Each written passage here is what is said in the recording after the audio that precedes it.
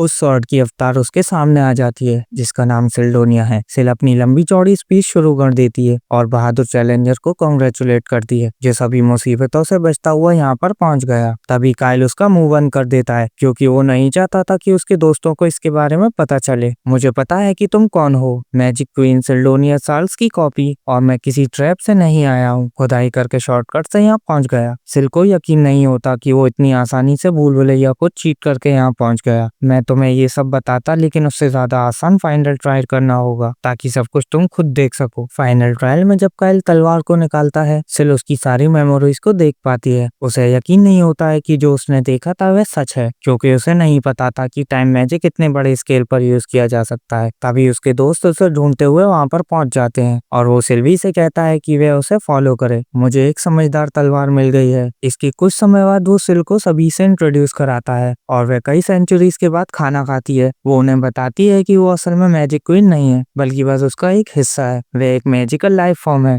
जिसे बनाया गया था ताकि वो उन्हें जज कर सके जो इस भूल भुलैया को क्लियर करेंगे, और अगर उसे लगता है कि वो वर्दी नहीं है तो इस पूरी जगह को तबाह कर देती है। और उसे लगता है कि काइल इंटरेस्टिंग है तो वो अभी उससे कुछ नहीं करेगी और वो उन्हें उस बैग को भी लेने को कहती है क्योंकि वो ट्रेजर से लिंक्ड है। इसके बाद वे रॉयल कैपिटल में पहुंच जाते हैं लेकिन वहां जब भी सिल को कुछ खाने को दिखता है वह उसकी तरफ भागने लगती है तो बार बार थिरन को उसे रोकना पड़ता है। इसके बाद वह एक वेपन शॉप में जाते हैं लेकिन ये एक्सक्लूसिव जगह है तो शॉपकीपर उनसे पूछता है कि क्या उनके पास रिकमेंडेशन लेटर है क्योंकि उनके जैसे बच्चे यहाँ की चीजों को अफोर्ड नहीं कर सकते।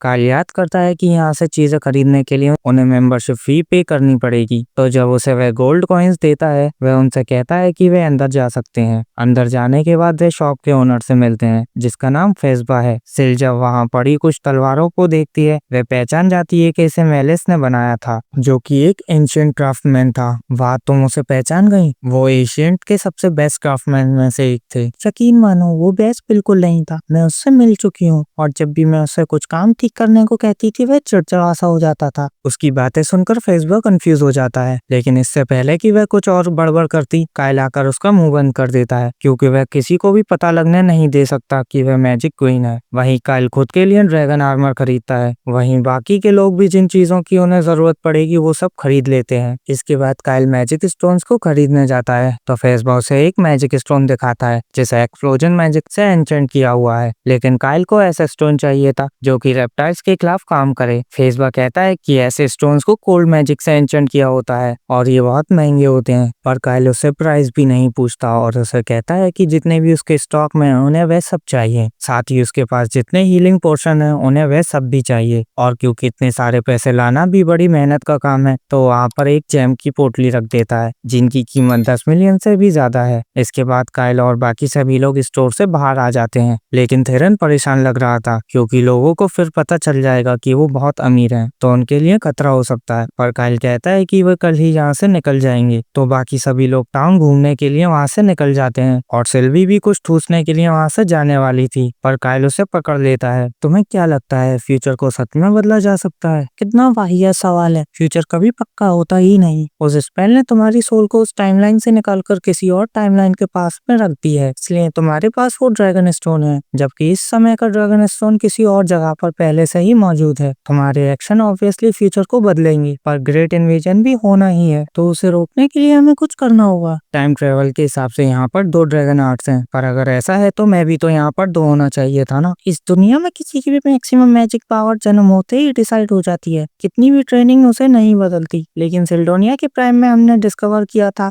कि किसी की भी मैक्सिमम मैजिक पावर इंक्रीज की जा सकती है। सोल फ्यूजन से हमने बच्चों में आर्टिफिशियल सोल्स के साथ इसे ट्राई किया था लेकिन वो बहुत बड़ा फेलियर निकला, इसलिए स्पेल को फॉरबिडन स्पेल घोषित कर दिया गया। हमारे साथ भी ऐसा ही हुआ है। फ्यूचर काइल और यहाँ की काइल की सोल मर्ज हो गई है और क्योंकि तुम दोनों एक ही इंसान थे तो इसमें कोई भी प्रॉब्लम नहीं हुई और इसी वजह से तुम्हारी मैजिक पावर डबल हो गई है तो तुम अपनी पिछली जिंदगी से बहुत ज्यादा ताकतवर हो गई। वहीं रात को वो दोनों घूमकर वापस आ गई हैं और ली सोने को तैयार थी, पर अर्जा उससे कहती है कि वो फुल मून को एंजॉय करना चाहती है। लेकिन तभी उसे याद आता है कि वो यहाँ पर इसलिए है क्योंकि वो काइल के साथ कॉन्ट्रैक्ट बनाने आई थी। तो वह भागते भागते काइल को ढूंढने निकल जाती है, जो कि सिल के साथ ट्रेनिंग कर रहा था, और वह उसे कॉन्ट्रैक्ट बनाने को कहती है। और वह कॉन्ट्रैक्ट के लिए वहाँ पर एक मैजिक सर्कल बना रही थी। बचपन में अर्जा ने देखा है कि कॉन्ट्रैक्ट हमेशा कपल के बीच में होता है, एक कमिटमेंट की तरह, और वह फ्यूचर में भी ये करना चाहती थी, पर उसने कभी नहीं सोचा था कि उसका पहला कॉन्ट्रैक्ट इस तरह से होगा। वो सर्कल को कंप्लीट कर देती है, लेकिन थकावट की वजह से काइल सो गया था। तो अर्जा उसे चिल्लाकर उठाती है क्योंकि रात खत्म होने से पहले उन्हें ये कॉन्ट्रैक्ट पूरा करना होगा। तो काइल उसके साथ सर्कल के सेंटर में आ जाता है। काइल याद करता है कि उन दोनों ने इस सेरेमनी को तब परफॉर्म किया था जब पिछली जिंदगी में उसने उसके साथ शादी की थी। तो सबसे पहले वह कसम खाता है कि वो उसका ट्रू नेम किसी को भी नहीं बताएगा, लेकिन भावनाओं में बहकर वह आगे बढ़कर उसे किस कर लेता है। वो पहले तो इतनी हैरान थी कि वो कुछ भी नहीं करती, लेकिन जब उसे पता चलता है कि क्या हो रहा है, वो उसे पीछे धक्का देती है और पूछती है कि वह कर क्या रहा है। वहीं काइल भी कंफ्यूज था कि वो इतने गुस्से में क्यों है, क्योंकि किसी तो कॉन्ट्रैक्ट का फाइनल स्टेप है। अर्जा कहते हैं कि ऐसा तभी होता है जब कॉन्ट्रैक्ट मैरिज का हो, और ये उसका नहीं था। तो वह गुस्से में आग बबूला हो रखी है। अगले दिन वे लोग अपनी जर्नी पर निकल जाते हैं, जहाँ लीज देखती है कि वे सबके सब थके हुए थे। काइल कहता है कि अर्जा के साथ एक घटना की वजह से वह लेट तक जागा रह गया। वहीं थेरन पूरी रात एक गर्लफ्रेंड पटाने के चक्कर में था, लेकिन पैसा आने के बाद भी उससे कोई नहीं पटी। वहीं वो लोग अभी आर्किन की तरफ जा रहे हैं, और काइल किसी को भी कुछ एक्सप्लेन नहीं करना चाहता था। तो उसने सबको बताया है कि सिल के पास भविष्य देखने की ताकत है, और उसके हिसाब से उन्हें वहां पर जाना चाहिए। जब वो लोग आर्कन पर पहुंचते हैं, उसी दौरान प्रिंसेस मेलिना टाउन को विजिट कर रही थी। मेलिना बहुत अच्छी प्रिंसेस है, तो सारी जनता उसे बहुत प्यार करती है। लेकिन काइल जानता है कि अब से 2 दिन बाद मेलिना की मौत हो जाएगी। जब वो एक विलेज की तरफ जा रही होगी, एक हाइड्रा उसके कैरेज पर हमला करके उसे मार डालेगा। सीन्स के विलेज में कुछ समय पहले ही हाइड्रा ने हमला किया था, और मेलिना वहां पर इसलिए जाती है ताकि वो लोगों को अपना सपोर्ट दिखा सके। सिल उससे पूछती है कि कहीं ऐसा तो नहीं कि उसे असैसिनेट किया हो, और इंसिडेंट को ऐसा दिखाया गया जैसे ये सब कुछ एक्सीडेंट है। हाँ, ऐसे रूमर्स तो थे कि उसका भाई प्रिंसेस सबके पीछे था, लेकिन उसके खिलाफ कोई भी सबूत नहीं मिला। वहीं काइल उस इंसिडेंट का यूज करना चाहता है ताकि उसके हीरो बनने की जर्नी शुरू हो सके। और अगर मैं हीरो बनना चाहता हूँ तो जब मैं उसे बचाने जाऊँ तो वो सब कुछ नेचुरल लगना चाहिए। उसी वक्त वहाँ पर थेरन आ जाता है और बताता है कि उसे प्रिंसेस के स्केड्यूल के बारे में कुछ नहीं पता लगा। वो सब तो ठीक है, पर तुम स्केड्यूल को ढूंढ क्यों रहे थे? मैं उसे मुसीबत से बचाना चाहता हूँ ताकि हमारे बीच रोमांटिक वाली खिचड़ी पक सके। काइल उसे बताता है कि मेलिना सच में खतरे में है, और उसे सिल ने बताया है अपनी भविष्य देखने वाली पावर से। अगले दिन जब मेलिना जा रही थी, वो सभी छुपकर उस पर नजर रख रहे थे, लेकिन बिना नजर में आए वो उसके ऊपर कैसे नजर रखते, ये उन्हें समझ नहीं आ रहा था। तभी सिल खुद को एक चिड़िया में ट्रांसफॉर्म कर लेती है और बताती है कि उसकी असली बॉडी काइल की तलवार में लगी जेमस्टोन में है, और ये सब सिर्फ मैजिकल प्रोजेक्शन है, तो वह आसानी से अपनी फॉर्म को बदल सकती है। इसके बाद वह प्रिंसेस के ऊपर उड़ने लगती है, और जो भी वो देखती है, काइल और उसके साथी जेमस्टोन के अंदर उसे देख पाते हैं। ये देखकर थेरन बड़ा खुश हो जाता है, क्योंकि इसकी मदद से वो लड़कियों को यहाँ वहाँ देख सकता था। तब सिल कहती है कि वे फुटेज पर ध्यान दें, क्योंकि वहाँ पर मामला सीरियस हो गया है। ड्राइवर्स ने अचानक से ही गार्ड्स के ऊपर हमला करना शुरू कर दिया है, और वो लोग भागते हुए कन्वॉय की तरफ जाने लगते हैं। लेकिन तब तक ड्राइवर्स ने गार्ड्स को हरा दिया था और मॉन्स्टर को समन करने के लिए वहाँ पर रिचुअल भी शुरू कर दिया है। इसी दौरान वहाँ पर काइल और उसके साथी पहुंच जाते हैं। उन्हें देखकर वो उनसे लड़ने के लिए तैयार थे, लेकिन अपनी स्पीड को बूस्ट करके काइल आसानी से उन दोनों को हरा देता है। वो उन दोनों को बांध देते हैं ताकि उनसे बाद में पूछताछ कर सके।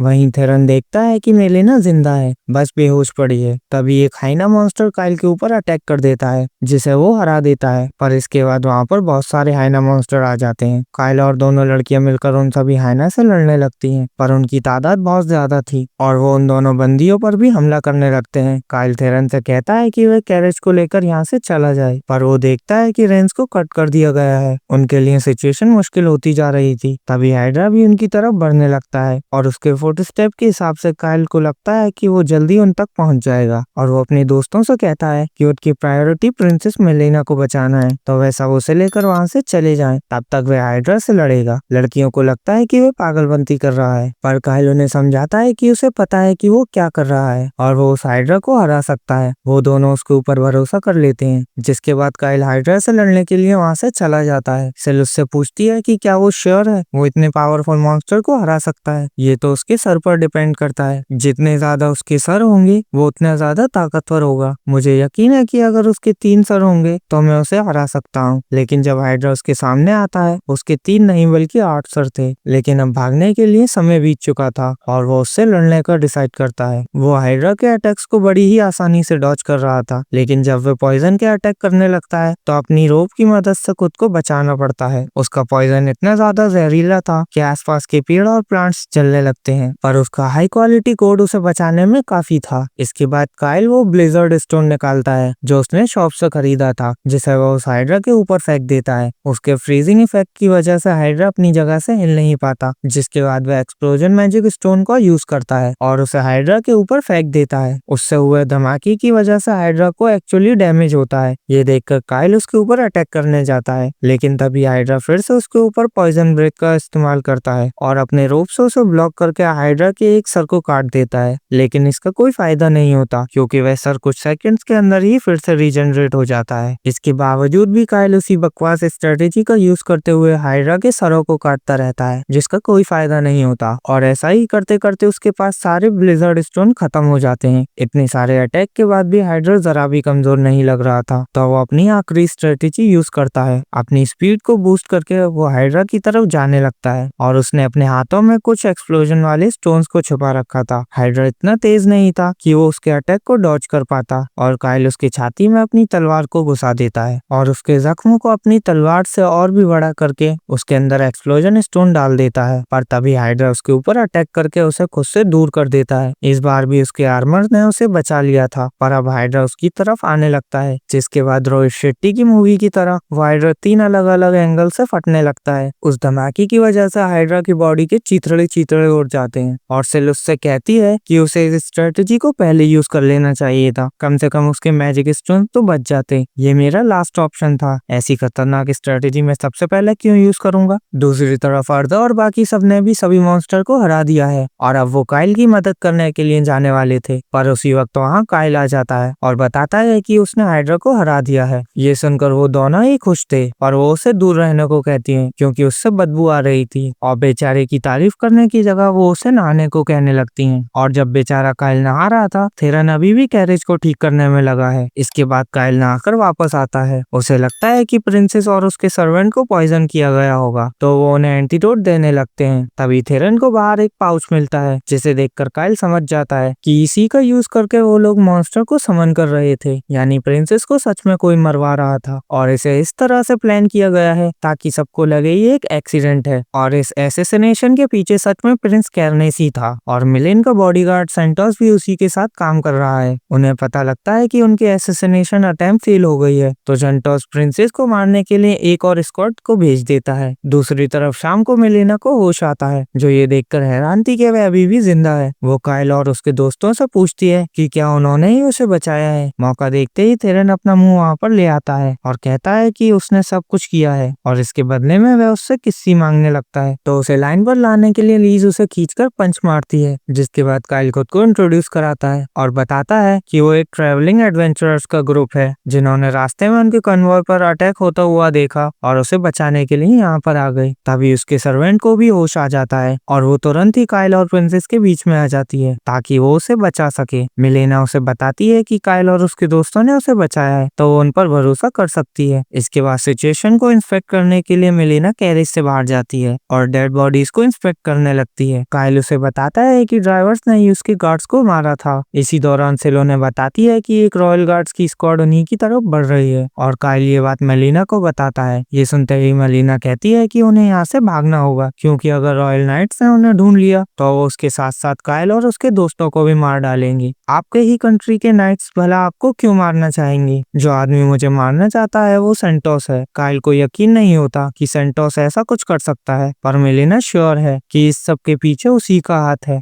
जिसके बाद वो अर्का से कहती है कि वो यहाँ की सभी डेड बॉडीज को जला दे ताकि रॉयल नाइट्स यहाँ पहुंचकर उसे उन जली हुई बॉडीज के बीच ढूंढने में थोड़ा समय बर्बाद करें। अर्का अपने फायर मैजिक का यूज करके उन सभी डेड बॉडीज को जला देती है, जिसके बाद मेलिना सबसे कहती है कि वो उसके साथ चलें और रास्ते में वह उन्हें सब कुछ समझा देगी। इसके बाद थेरन भी इस मॉन्स्टर समनिंग पाउच को आग के अंदर डाल देता है।